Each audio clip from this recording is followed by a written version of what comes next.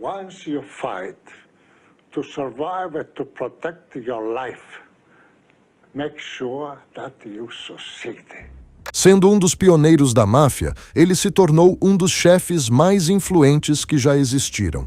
Inclusive, uma das 5 famílias de Nova York levava seu nome. Ao contrário de muitos outros chefes, ele nunca chegou a ser baleado nas ruas ou preso por suas atividades ilegais, pois era muito cuidadoso, administrando sua família criminosa e mantendo um perfil discreto durante anos. Ele se destacou desde jovem, pois, ao contrário da maioria de seus amigos, era muito culto e articulado. E foram essas qualidades que fizeram com que se tornasse um dos homens mais jovens a liderar uma família criminosa em Nova York, aos 26 anos de idade, sendo o sucessor do notório Salvatore Maranzano e batizando a família de Bonanno. Hoje vamos falar sobre Joseph Bonanno. Senhoras e senhores, sejam todos bem-vindos ao Alcatraz de Ouro.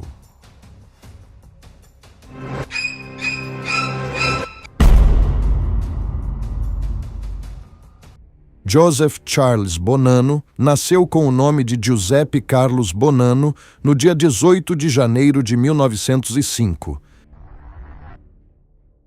Ele nasceu em Castellammare del Golfo, na Sicília, onde seu pai já tinha envolvimento com o crime organizado. Aos 3 anos de idade, Bonanno, junto com sua família, emigrou para os Estados Unidos. Eles foram para Nova York, no Brooklyn, onde permaneceram por 10 anos.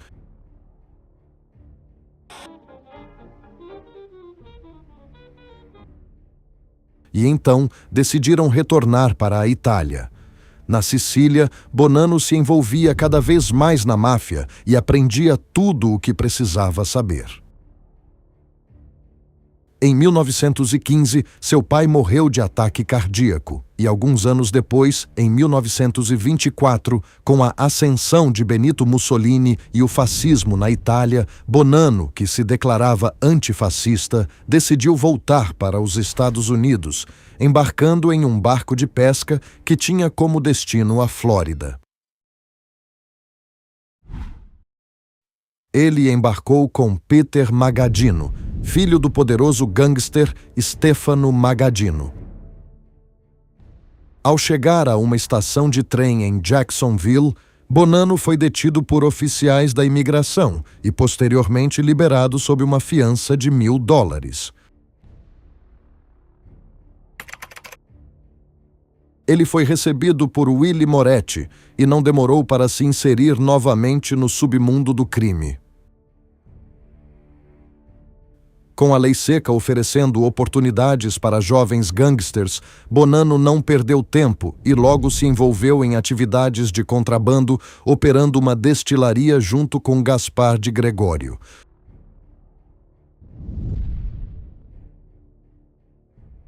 Com sua personalidade culta, ele se destacava e, aos 19 anos, foi notado pelo chefe Salvatore Maranzano, que se tornou seu mentor. Trabalhando para Maranzano, rapidamente subiu na hierarquia e, pouco tempo depois de sua chegada aos Estados Unidos, iniciou-se uma guerra entre as famílias mais poderosas da máfia.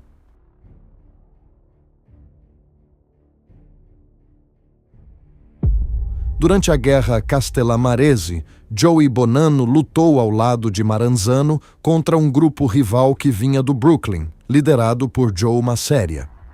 Ambos os chefes apoiavam os costumes da velha máfia. No entanto, um terceiro grupo surgia, composto por jovens mafiosos que tinham como objetivo modernizar a máfia, permitindo, por exemplo, fazer negócios com não-italianos. Esses jovens estavam espalhados de ambos os lados.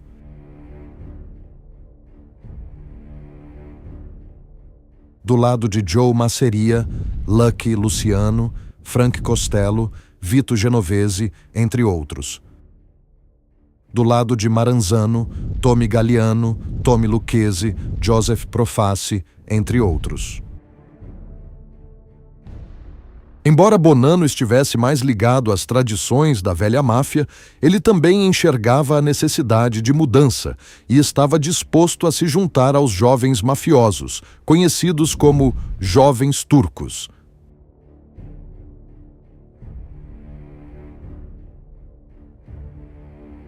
Para acabar finalmente com a guerra, Lucky Luciano secretamente fez um acordo com Maranzano e planejou a morte de seu chefe, que aconteceu no dia 15 de abril de 1931, enquanto jantava em um restaurante. Com o fim da guerra, Maranzano reorganizou a máfia ítalo-americana.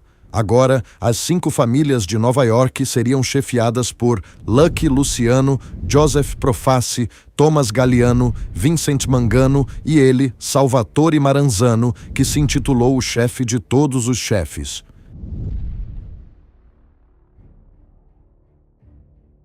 Mas não demorou para Lucky Luciano perceber que Maranzano se tornava cada vez mais ganancioso. Logo, Luciano planejou seu assassinato, que ocorreu no dia 10 de setembro de 1931, em seu escritório.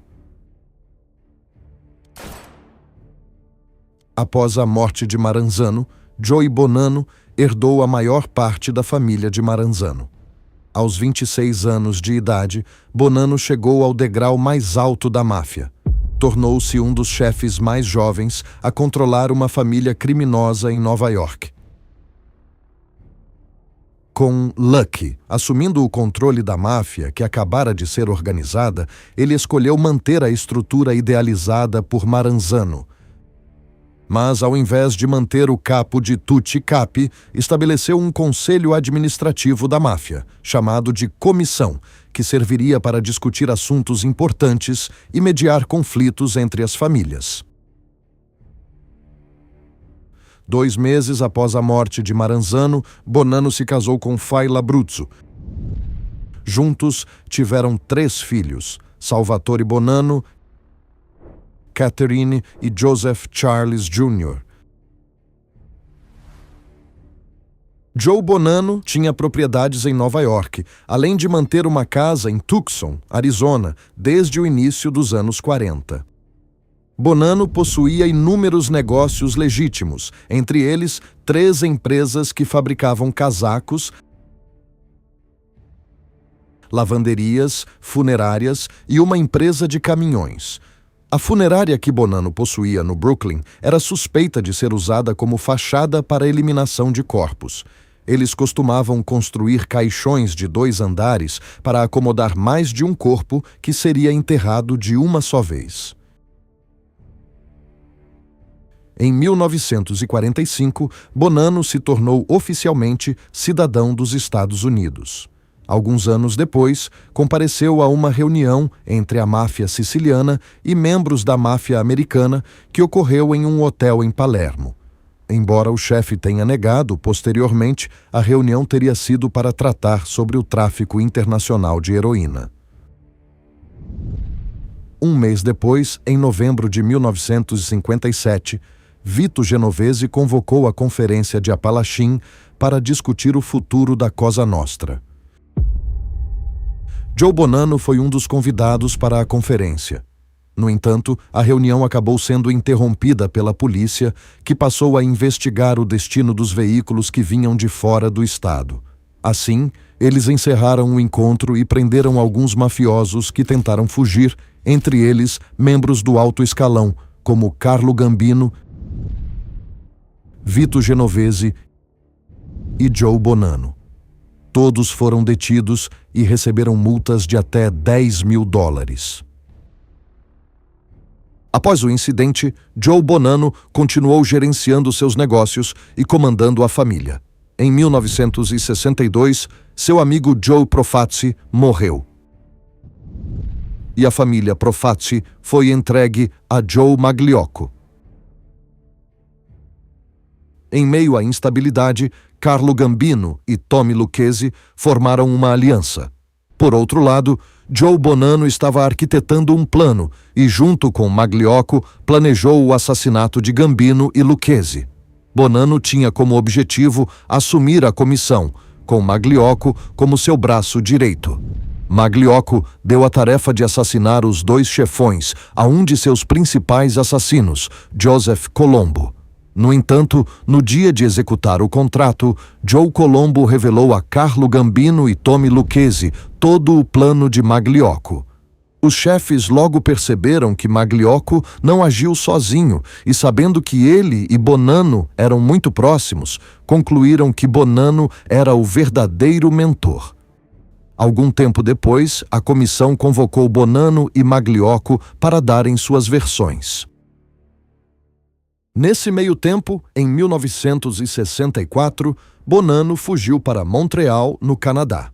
Algum tempo depois, chegou a voltar para Nova York, mas, sendo requisitado para testemunhar perante um grande júri, ausentou-se novamente. Durante a ausência de Joe Bonanno, Gaspar de Gregório notou que muitos membros da família estavam insatisfeitos com o papel de Bill Bonanno, que decidiu reivindicar a liderança da família. Logo, a comissão da máfia nomeou de Gregório como chefe da família Bonanno. Entretanto, a família já estava dividida entre os leais a Bill Bonanno e os leais a de Gregório. Nos anos seguintes, os 2 grupos entraram em conflito no que ficou conhecido como Banana War.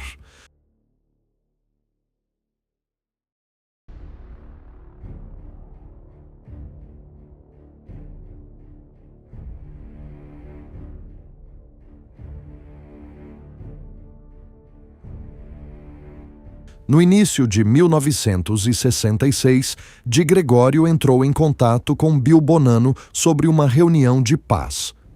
Bill concordou e sugeriu a casa de seu tio-avô, localizada em Troutman Street, no Brooklyn, como local da reunião. No dia combinado, quando Bill e seus homens se aproximaram da casa, foram recebidos a tiros, mas ninguém ficou ferido nesse confronto. Em maio, Joe Bonanno reaparece em Nova York. Ele alega ter sido sequestrado pelos homens de Magadino. Muitos não acreditaram nessa teoria. Em 1968, no meio da guerra, de Gregório acabou sendo ferido por uma metralhadora e, mais tarde, sofreu um ataque cardíaco. A comissão, que já estava cansada de toda essa guerra, acabou ficando insatisfeita com os esforços de Gregório em acabar com o conflito. Então, de Gregório foi obrigado a se aposentar e a comissão nomeou Paul Siaka como chefe da família Bonanno. Neste mesmo ano, Joe Bonanno estava tendo problemas de saúde e, com o fim da guerra, concordou em se aposentar definitivamente da máfia. Seu filho, Bill Bonanno, também se aposentou e se mudou com seu pai. Em 1974, Joe Bonanno e seu filho se mudaram para o Arizona. Bonanno se estabeleceu em Tucson com sua família e, no final dos anos 70, conheceu um revendedor de carros chamado Peters e pretendia usar o negócio para lavagem de dinheiro. Então, Peters foi ao FBI e se ofereceu como informante. Nos meses seguintes, ele gravou conversas comprometedoras com Joe Bonanno e um caso foi construído contra ele. Em abril de 1983, Joe Bonanno surpreendeu a todos ao aparecer em um programa de TV dando uma entrevista. Your first hero That's right. was Salvatore Maranzano. Maranzano. Yes. But then you say he was said to be able to snap a man's neck with his fingers. And I say when I read that, That's a metaphorical. well, it's quite a metaphor. Well. It's quite a metaphor. He also told you this. Man is the hardest animal to kill. When you aim at a man, your hands shake, your eyes twitch, your heart flutters. But you kill nonetheless. That's what I find a little difficult to understand. You gotta make sure fighting for your life and to protect your life, and nobody has the right to destroy another human being. Or you don't do, but once you do, make sure. And make sure that you protect yourself with anything. Neste ponto, sua vida ficava cada vez mais pública. Mais tarde, no mesmo ano, ele foi acusado por obstrução de justiça e cumpriu 8 meses de prisão. No final dos anos 70, Joe Bonanno demonstrou interesse em escrever uma autobiografia. Então, ainda no ano de 1983, seu livro Um Homem de Honra, a autobiografia de Joe Bonanno, foi publicado.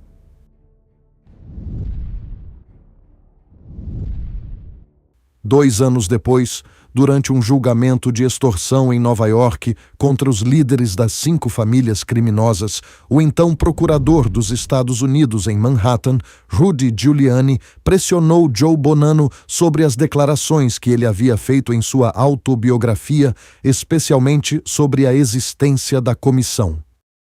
Mas Joe Bonanno se recusou a testemunhar e acabou sendo preso por 14 meses por desacato ao tribunal. Em novembro de 1986, ao ser solto, Joe Bonanno viveu uma vida tranquila até o dia 11 de maio de 2002, quando, aos 97 anos de idade, com a saúde já debilitada, morreu de insuficiência cardíaca. Ele foi enterrado no cemitério Holly Hope, em Tucson, Arizona. Até o dia de sua morte, Bonanno se descreveu como um capitalista de risco que foi convidado para negócios por conta de seus contatos úteis.